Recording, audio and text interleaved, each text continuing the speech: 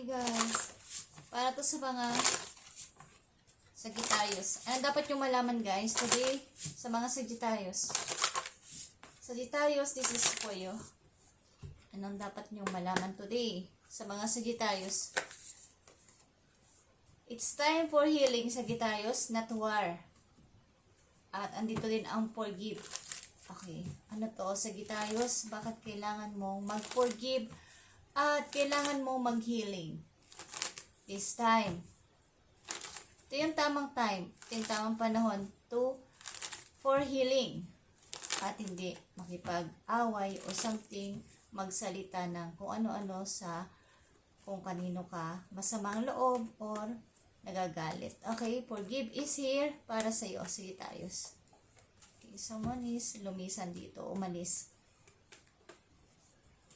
Sagittarius, mukhang kayo ay may nararamdamang sama ng loob or vice versa. Uy. Sagittarius. It's time for healing. Okay, ang iyong energy, Knight of Wands, may gustong makipag-usap sa'yo, but something na, I'm busy, huwag mo kong abalahin, nagpapayaman ako. Okay, Sagittarius, ano to? Mukhang ito yung tamang time to forgive and makipag-usap sa tao na to, pero andito yung pag-ignore mo sa kanya at ayaw mo mamansin. Okay, something na ikaw ay nagbibisi-bisihan at bawa is nag-iisa, ayaw magpa-istorbo sa sino mang papalapit sa'yo. Okay.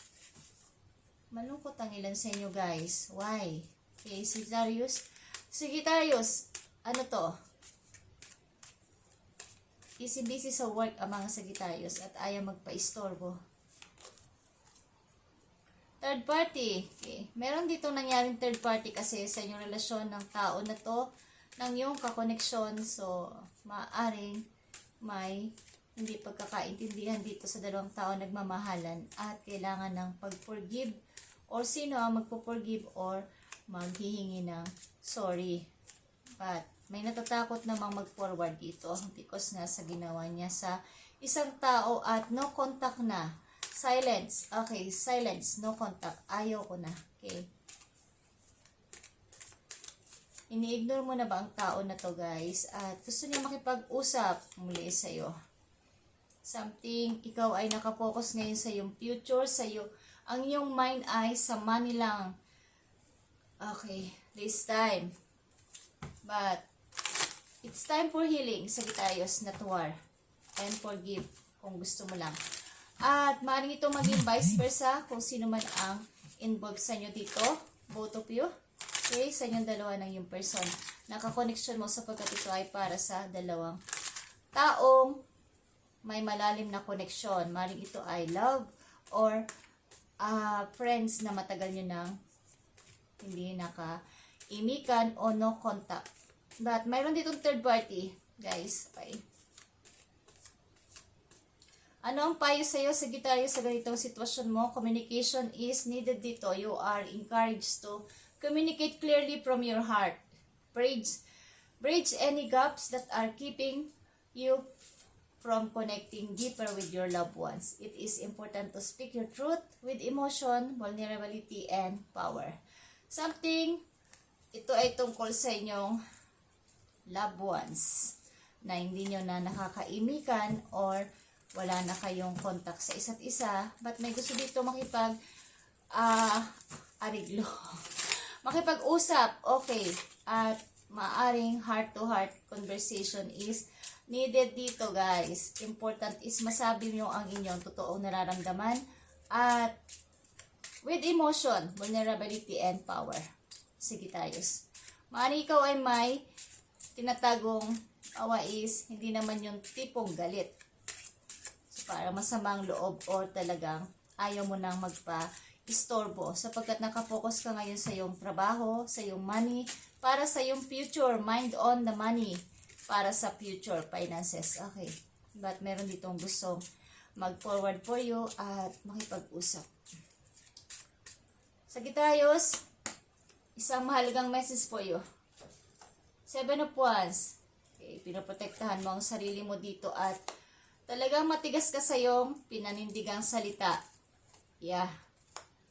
Ayaw ko na. Gusto ko ng bago. Gusto ko ng bago at gusto kong ng pag-grow sa sarili ko, lalo na sa money, sa kapirahan lang ako nakapokus ngayon at wala ng iba pa. Maaring meron kayong napagtanto na hindi ito ang tamang time muna para makipag-usap. But dito ng clear communication at heart-to-heart conversation sa inyong dalawa na yung kakoneksyon na to sapagkat ito ay nagbibigay sa iyo ng lungkot din kahit nasabihin natin ini-ignore mo ang tao na to is nagbibigay din to sa iyo ng malaking impact na ikaw ay naguguluhan at hindi naman manahimik. Okay, at maaaring kailangan dito ng forgiveness sa isa't isa kung gusto nyo lang guys. Sa tamang panahon, pwede naman. But ito ang inyong message today.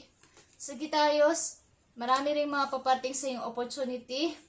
At kahit nag-iisa ka ngayon at nagsisikap sa iyong trabaho, sa iyong sarili, is andito yung pag-light up mo. Something light is here. At marami sa iyong mga offer ang kapalaran.